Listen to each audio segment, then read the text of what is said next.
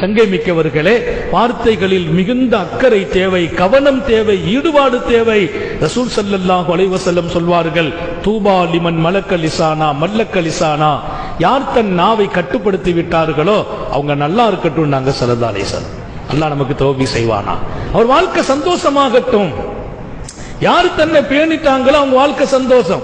நபி துவா செய்யறாங்கன்னா சும்மாவா? பெருமானார் துவா எப்படி? தூபா, வாழ்த்துக்களும் சோபனங்களும் சந்தோஷங்களும், மல்லக்க லிசானா, தன் நாவை கட்டுப்படுத்தி கொண்ட ஒருவருக்கு அல்லாஹ் வாழ்த்துக்களும் சோபனங்களும் அவருக்கு ஏற்படட்டும் என்கிறார்கள் காத்தமுன் நபியீன் ஸல்லல்லாஹு அலைஹி வஸல்லம். இன்னொரு இடத்துல இப்படி சொல்வார்கள், அல்லாஹ்வையும் மறுமை நாளையும் நம்பிய கூட்டமே, அல்லாஹ்வையும் மறுமை நாளையும் யார் நம்பி இருக்கிறார்களோ அவர்கள் உண்மையிலேயே அல்லாஹ்வை நம்பியவர்களும் மறுமையை நம்பியவர்களுமா, அவர்கள் ஃபல்யகுல் கைரா, நல்லதை மட்டுமே பேசட்டும். அல்லாஹ்வையும் மறுமையும் நீங்கள் நம்பியிருந்தால் நல்லதை பேசுங்கள்.